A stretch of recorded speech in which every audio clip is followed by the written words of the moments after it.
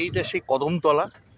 এই কদমতলার আর একটা বৈশিষ্ট্য আছে, কৃষ্ণনগর সমস্ত ঠাকুর, বিভিন্ন ক্লাব এবং বারোয়ারির যে ঠাকুরগুলো আছে সেই ঠাকুরগুলো কৃষ্ণচন্দ্র রাজার বাড়িতে দেখা করে, বাড়ির মানে কৃষ্ণচন্দ্র রাজার যে তোমার জায়গা সেখানে দেখা করে তারপরে সমস্ত ঠাকুর একদম মেন টাউনের হাই স্ট্রিটের সামনে দিয়ে, বুড়িমাতলার সামনে দিয়ে একদম সোজা চলে আসবে কদমতলা।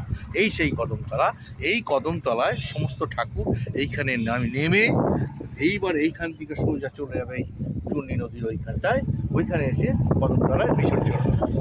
এই এই এই জায়গাটাকে প্রশাসন সমস্ত রকম তখন পরিষ্কার পরিচ্ছন্ন করে রাখবে এবং আমরা সমস্ত এসে এইখানে বিসর্জন দেবো এবং আমরা এখানে ঠাকুর দর্শন করব। এবং আর যে ব্যাপারটা বিশেষ বৈশিষ্ট্য যেটা, সমস্ত ঠাকুর কৃষ্ণচন্দ্র রাজার বাড়ির থেকেই কিন্তু আসবে এইখানে এসে ঠাকুরগুলো বিসর্জনের পর এই কদমতলার নতুন করে বৈশিষ্ট্য।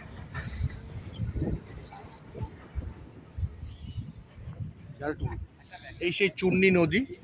এই চূর্ণী নদীতে আলাদা একটা বৈশিষ্ট্য আছে, যেরকম এই চূর্ণী নদীটা এই আমার ডান দিকটা যেখানে দাঁড়িয়ে আছি, ডান দিকটা চলে গেছে একদম করিমপুর শিকারপুর, আর বাঁ দিকটা চলে গেছে নবদ্বীপ এবং গঙ্গার সঙ্গে সেই জল এই চূর্ণী নদীটা মিশেছে।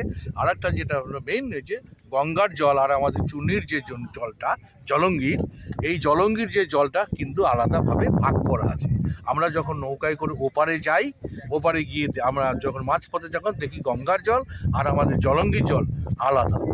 এবং এইটা আর একটা আমাদের কাছে ভীষণ বৈশিষ্ট্য, দীর্ঘকালের একটা একমাত্র ঘোলা যখন আসে, প্রচণ্ড যখন জল বাড়ে ঘোলা, তখন এসে কিছুটা মানে মিলন হয়, কিন্তু তাছাড়া এখন সবসময় দেখবেন আলাদা জল, এই জলঙ্গি জল এবং গঙ্গার জল।